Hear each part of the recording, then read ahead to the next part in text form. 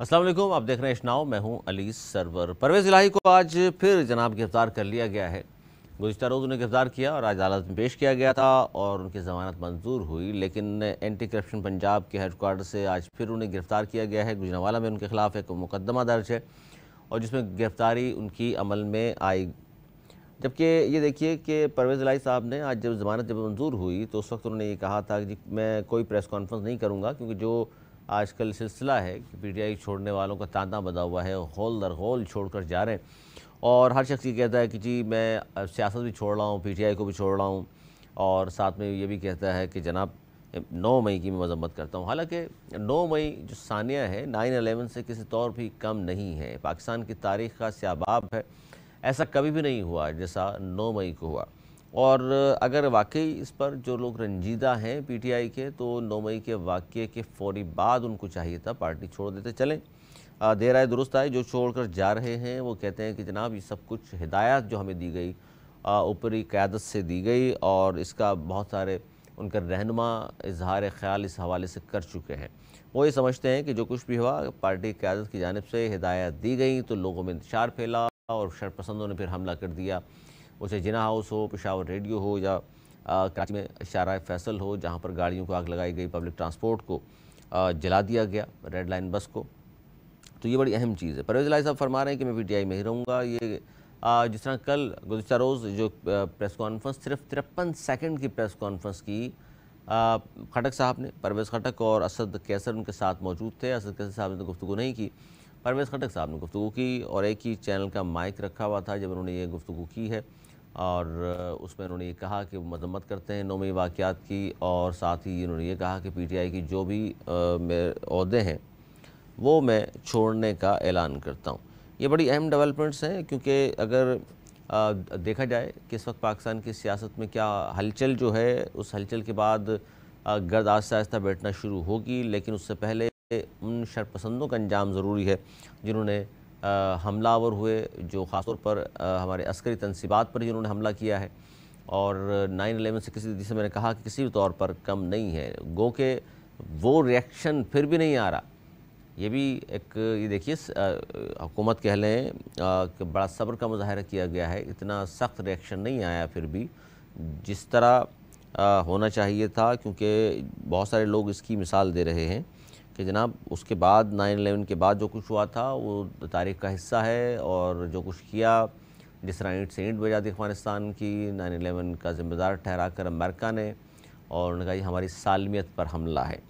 तो पाकिस्तान की भी ज़ाहिर सालमियत पर हमला था। ये शरपसंद जो भी थे, जो इन्वॉल्व हैं, जिनकी वीडियोज़ मौजूद हैं, जिनकी ऑडियोज़ मौजूद हैं, जिनके शवाहिद मौजूद हैं, अदालतों में ज़ाहिर अब इनको पकड़ कर पेश किया जाएगा और फिर करार वाक़ई की कहा जाता है उनको सज़ा दी जाएगी। मुबश्शिर मीर साहब, सीनियर सहाफ़ी तज़्ज़ियाकार, हमारे साथ मौजूद है, बहुत शुक्रिया। मीर साहब क्या कहेंगे, परवेज़ इलाही साहब को आज अदालत से बरी होते ही दूसरे मुकदमे में फिर गिरफ़्तार कर लिया एंटी करप्शन पंजाब ने, और आप क्या समझते हैं सर, ये मुकदमात चूँकि ऑलरेडी उनके ऊपर थे, इनकी गिरफ्तारियों को भी ये समझा जाए कि शायद दबाव डाला जा रहा है पार्टी छोड़ने पर, या आप समझते हैं कि नहीं, चूँकि मुकदमात थे, गिरफ्तारी तो उनकी बनती थी? जी बहुत शुक्रिया। मेरा ख्याल है कि जो आप देखें, जो एक वेव चल रही है पूरे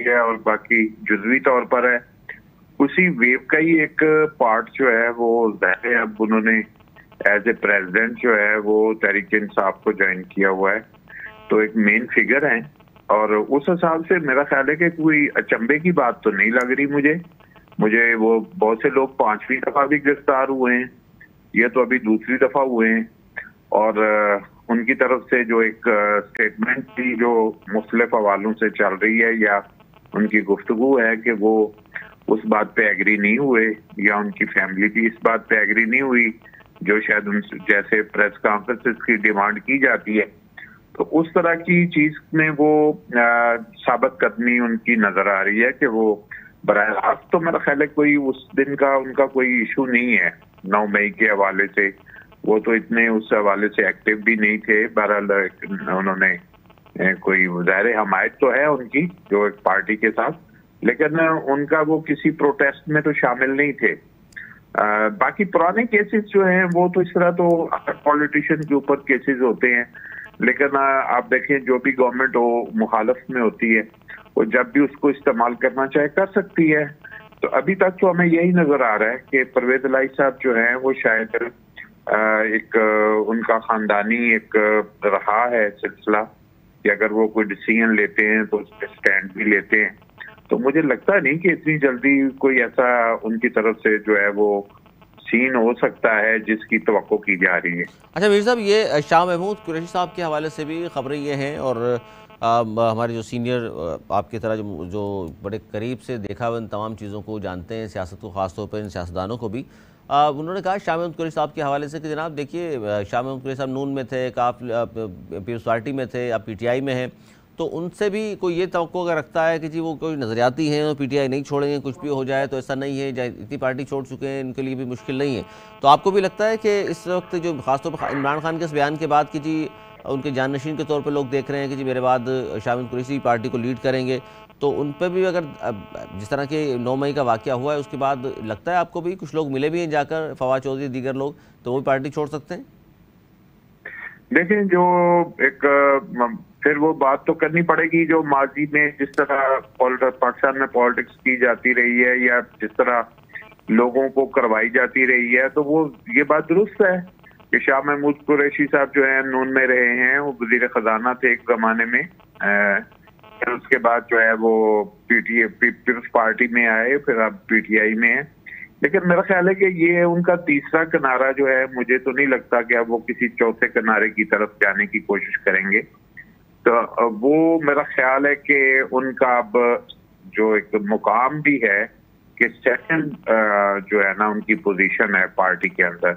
और बाकी अगर इमरान खान साहब के हवाले से कोई ऐसी न्यूज बनती है जिसके लिए मुझे तो लगता है कि उनके बयानात से कि वो ज़हनी तौर पर तैयार लगते हैं कि अगर उनको जो है वो पार्टी की सदारत से या हटाया जाता है, तो शाह महमूद कुरैशी ही एक ऐसी चॉइस है। दूसरा एक और बात है, आप देखें कि जो सेंट्रल पंजाब में लोग हैं और जो साउथ पंजाब में है, उस हवाले से थोड़ा थोड़ा डिफरेंस अंदाज से जो है ना क्रैकडाउन हैं।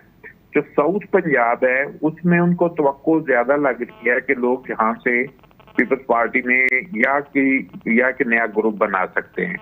तो अभी जो हमने उनकी गुफ्तगू जो ये आई कि भाई फवाद चौधरी साहब कुछ और अपने साथियों के साथ उनसे मिले हैं, उन्हें कायल करने की कोशिश कर रहे हैं कि या उनको वो ऑफर दे रहे हैं जो कोई बड़ी ऑफर हो सकती है।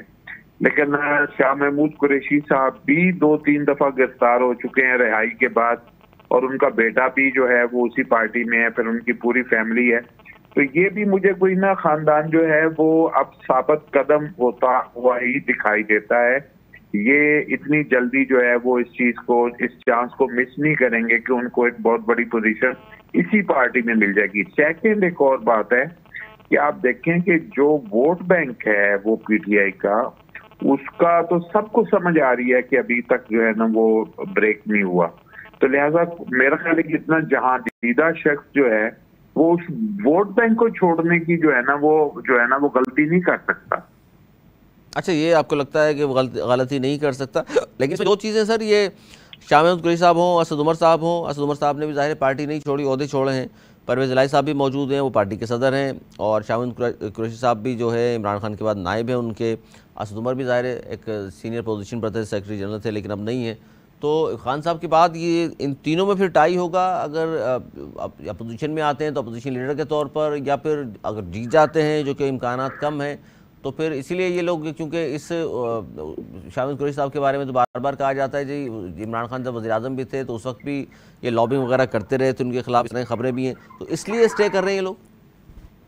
देखिए, मैं एक चीज तो और चीज को ऑब्जर्व कर रहा हूँ, आज कुछ अखबारात में किसी न किसी हवाले से चीजें छपी भी हैं कि शाह महमूद कुरैशी साहब इस चीज को ज्यादा समझते होंगे कि मुस्लिम लीग के अंदर भी बड़ी जो है वो सूरत हाल खराब है। देखें, प्राइम मिनिस्टर जो हैं हमारे शहबाज शरीफ साहब, उनका और इसाक डार का जो है वो कोई ताल्लुक इतना आइडियल ताल्लुक नजर नहीं आ रहा इन दिनों में। और प्राइम मिनिस्टर ने एक 9 रुकनी कमेटी बनाई है कि जो कि ख्वाजा आसफ साहब की क़यादत में काम करेगी, और वो एक तरह से टफ टाइम देना चाहते हैं अपने वजीर खजाना को, जिनके बारे में उनके मेंबरान ने बहुत ज्यादा एतराज उठाया कि वो मीटिंगों से गायब रहते हैं, क्योंकि वो नवी दफा जो है वो फ्लॉप हुए हैं, फेल हुए हैं। IMF के स्टाफ लेवल की भी मुआहदा करने की पोजीशन में नहीं जा सके। और पाकिस्तान के लिए मुसलसल बुरी खबरें ये हैं कि जो महंगाई, अफरात-ए-ज़र, आप देखें आज की खबरें हैं कितना हाई लेवल पे है।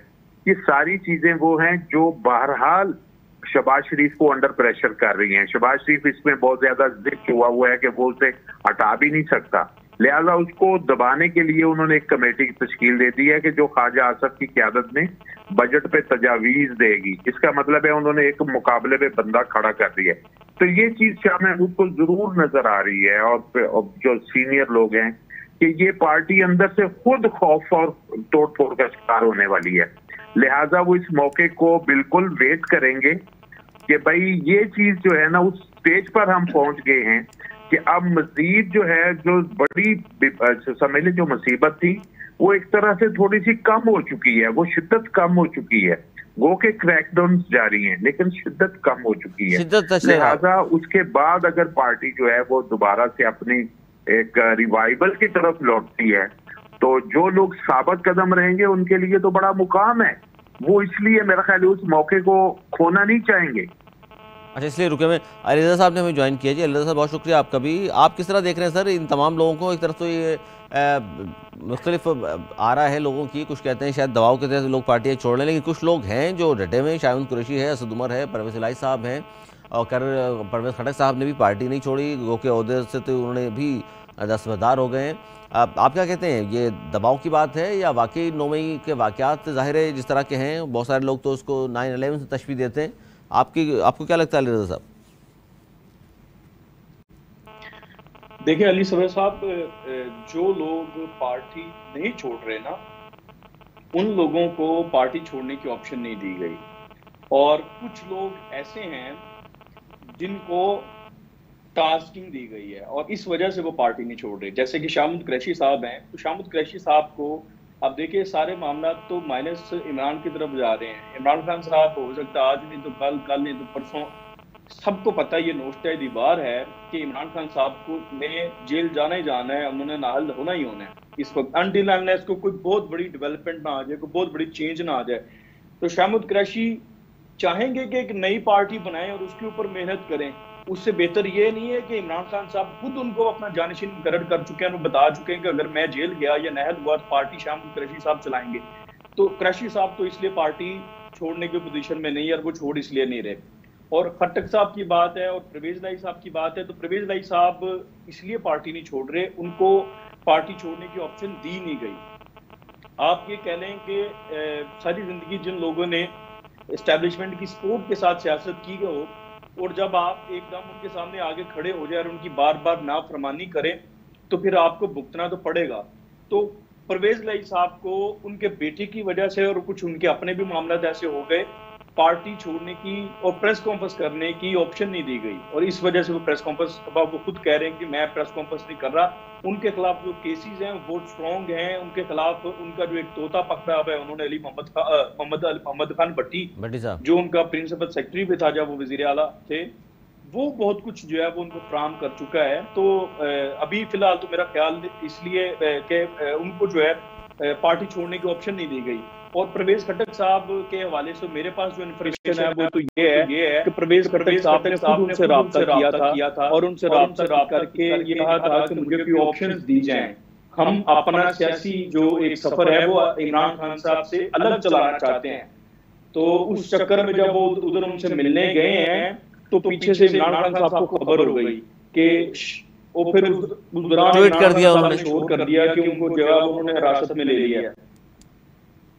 नहीं, लेकिन अलीरज़ा साहब वहाँ से वापस आए हैं वो, और G6 में जिस तरह उन्होंने ख़ासतौर पर 53 सेकंड की 53 सेकंड्स की प्रेस कॉन्फ्रेंस सिर्फ, जिसमें उन्होंने कहा दस्तबरदार होता हूँ मैं तमाम ओहदों से और 9 मई की मजम्मत करता हूँ, ये बात कुछ समझ में नहीं आई। आपको आ गई ये तो बताइए कि क्या इस पर आपका इतनी छोटी मुख्तसर तरीन प्रेस कॉन्फ्रेंस जो 1 मिनट भी जारी नहीं रही। देखिए ये मुख्तसर प्रेस कॉन्फ्रेंस साहब इसलिए कर रहे हैं कि वो इमरान खान साहब से भी बिगाड़ना नहीं चाहते मौजूदा सूरत, क्योंकि किसी को क्लियर नहीं है नहीं देखिए, जब आपको मुझे सर नहीं मैं एक बीच में ऐड करना चाह रहा हूँ ज़मीनी सवाल, उसके बाद कंप्लीट कर लीजिएगा। आप कह रहे हैं उनको क्लियर नहीं है, जब सर आपको या और लोगों को ये नज़र आ रहा है नविश्ता दीवार पढ़ रहे हैं, तो उन्हें नज़र नहीं आ रहा कि क्या होने वाला है? बिल्कुल समझ आ रहा है। मैं कहना ये चाह रहा हूँ तभी प्रेस कॉन्फ्रेंस इसलिए नहीं की जा रही कि अब उनको अगले सेटअप का क्लियर है कि आगे हमें जाना कहाँ पे है, करना क्या है, ठीक है। तो और दूसरा फिर उनको ये भी पता है कि इस वक्त अगर इमरान खान के खिलाफ पूरी तौर पर वो जहर उगलेंगे, डेफिनेटली उनको वो सेटअप अगले सेटअप में तो तभी एडजस्ट होंगे ना। अगर इमरान के खिलाफ बोलेंगे तो उनको ये भी है कि हमारे में पॉलिटिकल डैमेज ना हो जाए हम। एक तो ये, दूसरा भी सवालात जिस तरह के किए जाते हैं उन सवालात से भी बचना चाहते हैं, ठीक है। अच्छा, ये वजह है। मेरी आवाज असल में मुझे जी जी जी आ रही सर, आपकी आवाज़ आ रही है सर, आपकी आवाज़ आ रही है, प्लीज कंटिन्यू कीजिए। जी जी जी मैं ये कहना चाह रहा हूँ कि ये लोग बेसिकली एक तो पॉलिटिकल डैमेज से भी बचना चाहते हैं कि ये ना कहा जाए कि इमरान खान को मुश्किल वक्त में छोड़ के फिर बार-बार डेफिनेटली सवालात तो सारे इमरान खान साहब के खिलाफ किए जाएंगे ना, तो इसलिए मेरे ख्याल से वो अभी वो बिहाइंड द सीन रहना चाहते हैं। और फिर उनको ऑप्शंस ये भी दी जाती हैं कि आप पूरी तौर पर इमरान खान साहब से ला तलकी का इजाफा करें, अदरवाइज आपको 14 साल सजा है। तो फिर वक्त मेरे ख्याल से उनको जो है वो हुक्म इतना मिलता है कि सिर्फ आप ला तलकी का इजाफा करना और उसके बाद उठ जाना वहां से। अच्छा, इसमें मीर साहब एक बड़ी अहम स्टेटमेंट है राना सनाउल्लाह साहब की। उन्होंने कहा कि अगर संजीदा मुज़ाकरात चाहते हैं तो सिर्फ वज़ीर-ए-आज़म से हो सकते हैं, अगर इमरान खान संजीदगी जाहिर करेंगे तो क़यादत मस्बत जवाब देगी। सर ये क्या डेवलपमेंट समझें इसको हम, या ये क्या है सर? नहीं, पहले मैं एक चीज इसमें ऐड करना चाहता हूँ। आपने क़यादत के हवाले से या -1 के हवाले से बात की है। मेरा ख्याल है कि अगर इमरान खान पे ऐसा वक्त आता है तो ये मुझे महसूस होता है कि इमरान खान किसी एक बंदे के हाथ में पार्टी नहीं देंगे। इमरान खान को एक कमेटी के हाथ में जो है ना फैसले करने का इख्तियार किसी कमेटी को देंगे। अली रज़ा साहब तवक्कुफ़ कीजिएगा, अली रज़ा साहब मैं आपकी तरफ आ रहा हूँ। मैं मीर साहब से पहले इसका जवाब ले लूँ, फिर आपकी तरफ ही आ रहा हूँ। जी मीर साहब। अच्छा, मैं ऐड ये कर रहा था कि मुझे ये लगता है कि इमरान खान के ऊपर अगर ऐसा वक्त आता है कि उनको अपने आप को पीछे हटाना पड़ता है तो वो फैसले करने का इख्तियार किसी फर्द वाहिद को नहीं देंगे बल्कि किसी कमेटी को देंगे, जो भी कोई 6, 8, 10 अरकान की कमेटी होगी उसके पास होगा। जैसे हम MKM का मॉडल हमने देखा है कि एक राब्ता कमेटी टाइप। तो मुझे लगता है कि इमरान खान कोई इस किस्म का मॉडल जो है ना वो सामने लाएंगे। सर 7 रुकनी कमेटी जो बनाई मीर साहब, 7 रुकनी कमेटी में असद कैसर और खट्टर साहब का नाम था, वो तो दस्तबरदार हो चुके हैं। पहले भी उन्होंने बनाई थी, अब वो रिवाइज होगी ना। अभी तो सिचुएशन तोड़ फोड़ का शिकार है।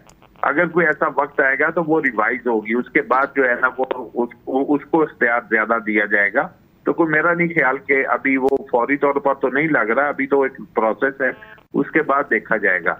लेकिन अभी मेरा ख्याल है कि जो सिचुएशन है अभी बहुत सी चीजें जो हैं वो अभी आप समझ लें कि अब हाम है कि क्या चीज होने जा रही है और क्या नहीं होने जा रही। 3-4 चीजें वक्त चल रही हैं कि एक तरफ जो है वो नई पार्टी की गेम भी चल रही है, एक तरफ जो है वो जहांगीर तरीन साहब अपना एक फार्मूला लेके चल रहे हैं, एक तरफ जो है लोग खामोश होकर साइड पे होने की कोशिश कर रहे हैं।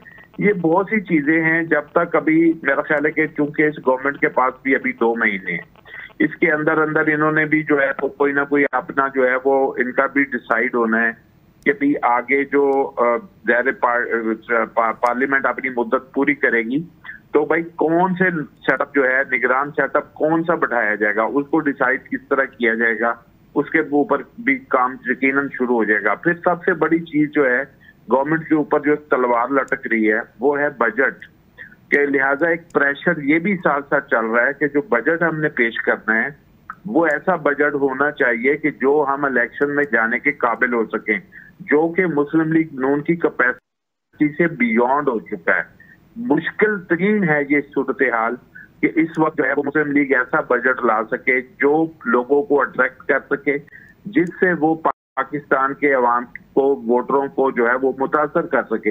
लिहाजा एक बहुत ज्यादा प्रेशर जो है वो पाकिस्तान मुस्लिम लीग के ऊपर मौजूद है और सूरत हाल ऐसी नजर नहीं आ रही कि वो इस चीज में जो है ना वो कंफर्टेबल हों कि वो इलेक्शन में जाएं और वो कोई विन करने वाली सिचुएशन हो। लिहाजा वो ऐसे यकीनन अरेंजमेंट्स चाहेंगे कि जिससे इतनी तोड़ फोड़ हो जाए कि उनकी चॉइस जो है ना, उनके कैंडिडेट की चॉइस जो है वो किसी हद तक जो है वो काबिल कबूल हो सके। अब देखना ये है कि वो बजट जो साखदार पेश करेंगे वो किस नोयत का होगा, पब्लिक को जो है वो रिलीफ कितना ऑफर कर सकते हैं कि नहीं कर सकते। अच्छा, इसमें अलीरज़ा साहब ये अब जो बात कर रहे हैं बजट के हवाले से हम, तो बजट के बाद आप ज़ाहिर बड़ी पहले बात की गई थी जी ये माहिदा हो जाए IMF से, फिर बजट पेश कर दें, उसके बाद हुकूमत घर चली जाएगी, फिर निगरान सेटअप आ जाएगा। बजट के बाद हुकूमत के पास क्या जवाज़ है कि मज़ीद वो 2 महीने रहे? कुछ ऐसा काम हो सकता है जिसकी वजह से मज़ीद वो रहना चाहेंगे? देखिए, मेरे पास जो एक इंफॉर्मेशन है, हुकूमत 2 ऑप्शंस पर गौर कर रही है। एक तो बजट के बाद पूरी तौर पर हुकूमत छोड़ दी जाए और एक टेक्नोक्रेटिक या निगरान सेटअप आप उसको कह सकते हैं वो आ जाए, और शुरू में वो निगरान सेटअप यही जवाब पेश करेगा कि हम जो है वो इलेक्शन करवाने के लिए आए हैं, अक्टूबर में इलेक्शन करवा देंगे। जैसे कि आपने पंजाब में देखा जो अभी निगरान सेटअप चल रहा है मोहसिन नकवी साहब की सरबराही में, इसी तरह का सेटअप जो है वो आएगा। होंगे सारे टेक्नोक्रेट्स जैसे होते हैं, लेकिन वो उसको देखा जाएगा कि क्या अक्टूबर तक हालात पॉलिटिकली, उसका फैसला इकोनॉमी को देख के नहीं किया जाएगा, पॉलिटिकली देख के किया जाएगा कि हालात पॉलिटिकली इतने स्टेबल और बेहतर होते हैं अपने हालात, जो लोग भी हैं पीछे फैसला करने वाले उनके लिए उनके हक में बेहतर होते हैं तो इलेक्शन करवा दिए जाएंगे, अदरवाइज वही निगरान सेटअप एक्सटेंड होता जाएगा।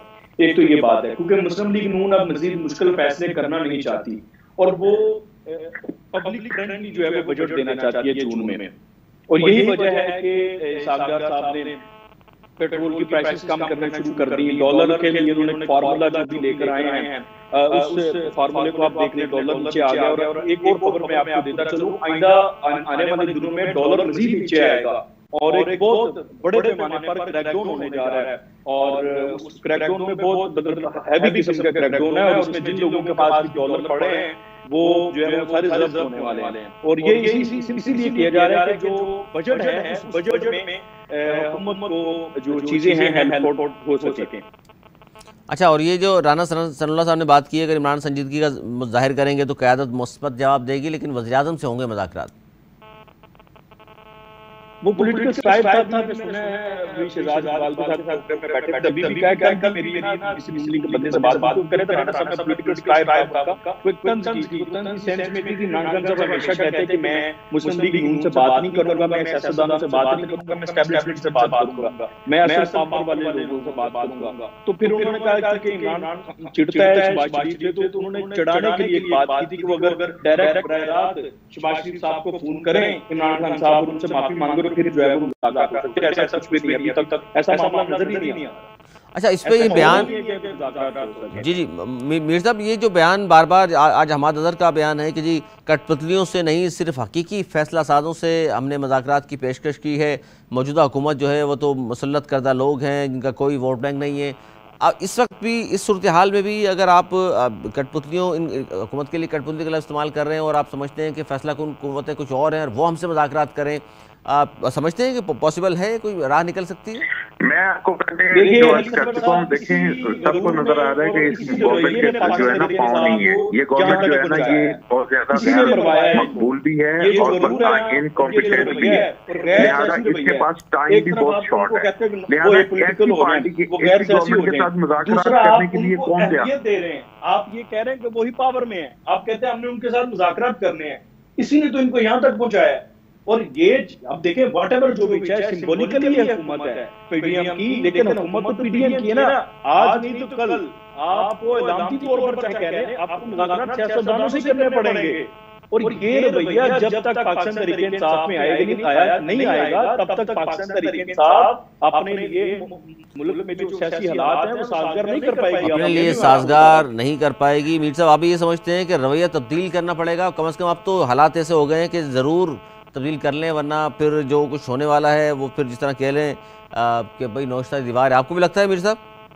मेरा ख्याल है कि वर्ष से वर्ष तो हो चुका है, इससे ज्यादा वर्ष जो है ना जो भी होगा अब वो जितना था उनको उन्होंने बर्दाश्त कर दिया। लेकिन मैं एक बात कहना चाहता हूँ, मुज़ाकरात तो गवर्नमेंट के और पीटीआई के हो रहे थे जो कि कामयाब नहीं हुए थे, जिसका वो कोई फार्मूला तय नहीं हुआ था।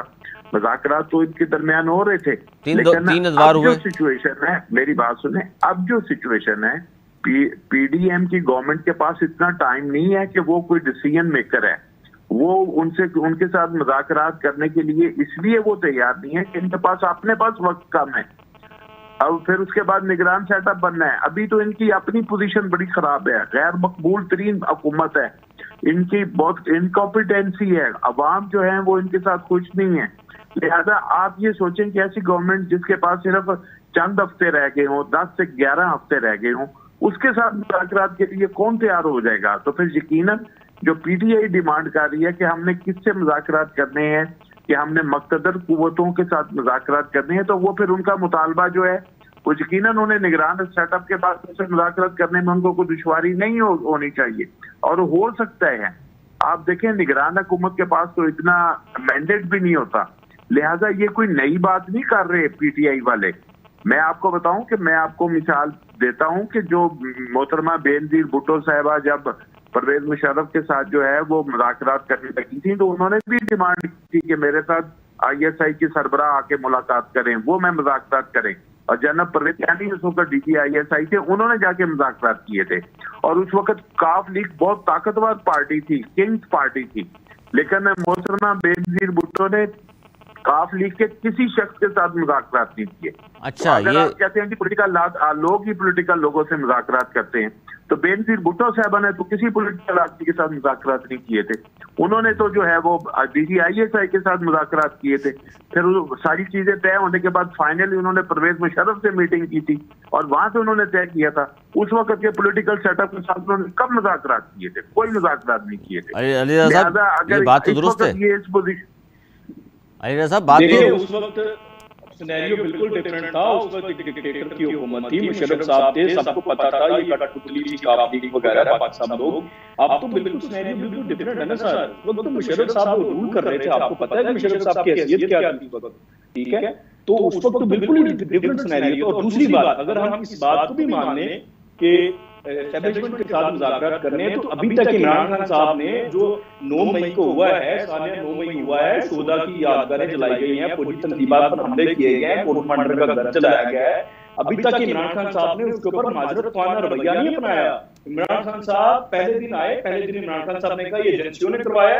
हालांकि इमरान खान साहब चाहते तो पहले दिन ही हालात अपने लिए बेहतर कर सकते थे। जैसे ही वो रिलीज होकर आए, उस्मान पाक जाके वहां पर वो ऐलान करते कि जनाब जिसने भी किया, एक कौमी लीडर की हैसियत से ऐलान करते कि जिसने भी किया, चाहे हमारे वर्कर हैं नहीं है, एजेंसियों के लोग हैं, लेकिन चूंकि हमारे ऊपर पड़ गए, तो मैं फौजी जवानों से जो बॉर्डर पर सरहद पर खड़ा है फौजी जवान, उससे माजरत करता हूं, उसकी दिल आजारी हुई है, ठीक है? ये माजरत करते और उसके बाद मामला बेहतर हो सकते थे। लेकिन इमरान खान साहब ने क्या किया? पहले दिन का एजेंसियों ने करवाया, अब कुछ दिन पहले अब उन्होंने ये कहना शुरू कर दिया कि मुझे तो रेंजर ने गिरफ्तार किया था, मुझे तो फौज ने गिरफ्तार किया था, तो फिर एहतजाज भी कोर्ट कमांडर हाउस के सामने होना था, एहतजाज भी जो है वो जीएचक्यू के सामने होना था। हालांकि डायरेक्ट तो फौज ने किसी को गिरफ्तार नहीं किया था, रेंजर थी, रेंजर ने तो पुलिस की मामलत की थी जो कि आइन और कानून के मुताबिक थी। अच्छा, इमरान खान साहब अपने रवैये में लचक नहीं दिखा रहे, तो अब इस रवैये में लचक ना होने की वजह से उनके साथ मुज़ाकरात बिल्कुल नहीं हो सकते। अभी तो उनके जो फौजी जवान हैं उनके अंदर बड़ा गुस्सा पाया जा रहा है। आर्मी चीफ साहब जो जा रहे हैं कोर्ट के अंदर, उन कोर्ट कमांडर जो है वहां पर आप देखें, वो सिपाही दरबारों के अंदर जो है वो गुस्से का इजहार कर रहे हैं। वो बता रहे हैं कि हमारा कोर्ट कमांडर का घर जला गए, हमारे शोधा की यादगारों को जला गए, आपने कुछ नहीं किया। वो गुस्सा कम होगा तो उनके साथ बैठने को, वो लोग इनके साथ बैठने को तैयार होंगे ना। मीर साहब, ये जो बात कर रहे अली साहब, बात में तो वजन है कि जी जो कुछ भी हुआ खान साहब ने उसके बाद भी सारा मलबा डालने की कोशिश तो की है। देखिए, मैं तो पहले भी आपके प्रोग्राम में कह चुका हूं कि बिल्कुल जो नुकसान है वो पूरे मुल्क का नुकसान है, वो कौम का नुकसान है। कोई ये नहीं कि वो मिलिट्री का नुकसान है, वो हमारी पूरी कौम का नुकसान है। उस पर सबको जो है अफसोस भी होना चाहिए, उस पर सबको जो है कंडेम भी करना चाहिए, मजम्मत करनी चाहिए हर उस शख्स की जो उसमें इन्वॉल्व है। लेकिन एक पॉइंट जरूर इस चीज को सामने रखना चाहिए कि अभी मैं कुछ अपने जर्नलिस्ट दोस्तों की ही जो है वो स्टेटमेंट या उनके वीलॉग मेरी नजर से गुजरे, जिसमें उन्होंने कहा कि जो लोग हमलावर थे कोर कमांडर के हाउस के अंदर, उनमें से बहुत से लोग अभी गिरफ्तार ही नहीं हुए, जबकि वो आइडेंटिफाइड है। वो क्यों नहीं हुए, क्या वजह है, क्यों नहीं आइडेंटिफाई हो रहे, क्यों नहीं नादरा से उनका रिकॉर्ड जो है वो हासिल किया जा रहा है, इसके पीछे क्या वजूहत है अल्लाह ही जानता है। लेकिन एक बात जो है वो यकीनन सब इस चीज की जो है वो मेरा ख्याल है प्रिंसिपली दुरुस्त है कि इसकी आजादाना तहकीकात जो है वो लाजमी होनी चाहिए, पूरे एपिसोड की, सिर्फ लाहौर के कोर कमांडर के हाउस की नहीं होनी चाहिए, मियां वाली की भी होनी चाहिए, पेशावर की भी होनी चाहिए, और भी जहां जहां नुकसान हुआ है, फैसलाबाद में हुआ है, वहां की भी होनी चाहिए। लेकिन तहकीकात से जो है वो हुकूमत क्यों पीछे हटती है? ये तहकीकात की अगर मुतालबा ये होता है कि जुडिशियल तहकीकात हो तो उससे हुकूमत पीछे क्यों हटती है? हुकूमत उससे खौफजदा क्यों है? ये अलीरज़ा साहब, ये क्या क्या कहेंगे इस बात पर? आपके हुकूमत को चाहिए कि आज़ादाना कोई तहकीकात के हवाले से पेशरफ्त हो, क्योंकि ये बात कर रहे हैं मीर साहब, बात तो दुरुस्त है ये भी। जी, मैं देखिए, पहली बात ये कि तहकीकात तो तब हो जब पहले तो इमरान खान साहब ने जब एजेंसियों पे डाला था ना, तब तो तहकीकात होनी चाहिए थी, बिल्कुल हो जाती तहकीकात। लेकिन अभी 2 दिन पहले इमरान खान साहब ने खुद ही कन्फेस करना शुरू कर दिया है, बीबीसी को इंटरव्यू दिया है, इंटरनेशनल मीडिया को इंटरव्यू दिया, अपने किताबात में कहना शुरू कर दिया है। वही बात मैं अपील कर रहा हूँ कि मुझे रेंजर ने पकड़ा था तो लोग कहाँ जाते, लोगों ने उधर जाना ही था। अब क्या तहकीकात करने वाला क्या रह गया? जब आप खुद कह रहे हैं तो लोगों ने उधर जाना था, पहली बात। दूसरी बात ये है कि ये अगर हुकूमत कोई तहकीकाती कमीशन बनाएगी तो इमरान खान साहब ने उसके ऊपर यकीन नहीं करना, क्योंकि इमरान खान साहब हुकूमत को सिरे से मानते नहीं है। तहकीकात तो करनी किसी ने, तो ये काम है अदलिया का, क्योंकि इमरान खान साहब तो उनके ऊपर ही ट्रस्ट कर रहे हैं ना, तो वो कर ले। और दूसरा फिर अदलिया का किरदार भी, इस वक्त चीफ जस्टिस साहब का किरदार वो भी मुतनाज़ा हुआ है हमारी पॉलिटिकल जो इस वक्त सारा सिनेरियो है उसके अंदर। और तीसरी बात ये है कि एजेंसियों के पास तमाम रिकॉर्ड्स हैं। उन्होंने कुछ रिकॉर्ड को पब्लिक भी किए हैं। इजाज चौधरी की ऑडियो कॉल आपने सुनी, यास्मीन राशिद की कॉल्स आपने सुनी, और दीगर कितनी कॉल्स आपने सुनी हैं। एक आध बंदा तो मास्टरमाइंड भी था जिसकी कॉल्स आपने सुने हैं। तो एजेंसियों के पास से आगे वो डेफिनेटली वो जब ट्रायल्स शुरू होंगे, ट्रायल्स में पेश करेंगे। अगर वो पेश नहीं कर सकेंगे तो डेफिनेटली फिर वो उस तरीके से जो एक क्लेम कर रहे हैं वो उसके मुताबिक सजाएं भी नहीं होंगी। जी मीर साहब, आखिरी मिनट में मेरा ख्याल है कि इसमें इमरान खान के मुतालबा और हो या ना हो, लेकिन पूरी कौम को मुतमिन करने के लिए जरूरी है कि इसकी आजादाना तहकीकात हो। लेकिन अब देखें, जब आजादाना तहकीकात होती है तो फिर इमरान खान हो या हुकूमत हो या बलवाई हो या कोई भी हो, सबके साथ जो है वो इंसाफ वाली बात होती है। उसमें जो भी कलपट निकलेगा, जो भी जो है वो कसूरवार निकलेगा। इतनी ज्यादा वीडियोस जो हैं इस वक्त मौजूद हैं और इतने लोग थे, हर एक के हाथ में कैमरे थे, वो एविडेंसेस हैं। अदरवाइज सरकारी जो है वो कैमराज हैं और ये चीजें मौजूद हैं। तो लिहाजा अगर टेलीफोन कॉल्स का रिकॉर्ड भी मौजूद है तो फिर तो आजादाना तहकीकात में कोई जो है वो दुश्वारी नहीं होनी चाहिए और हेजिटेशन नहीं होनी चाहिए। दूसरी बात ये कि जब आजादाना गुफ्तगू होती है या अदालत के हवाले से होती है या कोई जस्टिस के आप जरिए जो है वो तहकीकात करते हैं, तो अभी आप देखें ऑडियो लीक्स के ऊपर पहला सवाल जो जज ने किया है कि आखिर ये ऑडियो जो हैं वो रिकॉर्ड किसने की हैं और किस लॉ के तहत की हैं, तो उसी पे ही खामोशी छा गई है। तो जब तहकीकात की बात आती है ना, जब अदालत के जरिए तहकीकात होती है, कोई अपना आप जुडिशियल तहकीकात करते हैं, तो फिर बहुत कम इम्कान रह जाता है किसी किस्म की प्रॉब्लम का। और हमारे अदलिया का जो भी, आला अदालत का जो भी जज तहकीकात करे, हमें उस पर ट्रस्ट करना चाहिए, सबको ट्रस्ट करना चाहिए, सवाल नहीं उठाने चाहिए। हम उस पर ट्रस्ट करेंगे तो फिर हम जो है आगे बढ़ सकेंगे, वरना फिर यही टामक टोइयाँ होती रहेंगी। बहुत शुक्रिया अलीरज़ा साहब आपका, बशीर मीर साहब आपका, अपने वक्त दिया दोनों ने प्रोग्राम में, बहुत एक बार फिर आपका दोनों का मशकूर है। परवेज़ इलाही साहब के हवाले से जाते हुए खबर में, जहाँ से हमने प्रोग्राम का आगाज़ किया था कि परवेज़ इलाही साहब अदालत से बरी होते ही दूसरे मुकदमे में उनको गिरफ़्तार कर लिया एंटी करप्शन पंजाब ने, और उन्होंने ये भी कहा कि कोई प्रेस कॉन्फ्रेंस तो मैं नहीं करूँगा जैसा दूसरे लोग कर रहे हैं, लेकिन PTI में ही रहूँगा। मेरे दोनों मौजूद मेहमान गुफ्तगू आपने सुनी, उनका तज़किया सुना आपने, किस हद तक आप मुत्तफ़िक़ हैं, आपकी आरा का रहेगा इंतज़ार। अगले प्रोग्राम तक के लिए हमें दीजिए इजाज़त। मौलाना के बाद।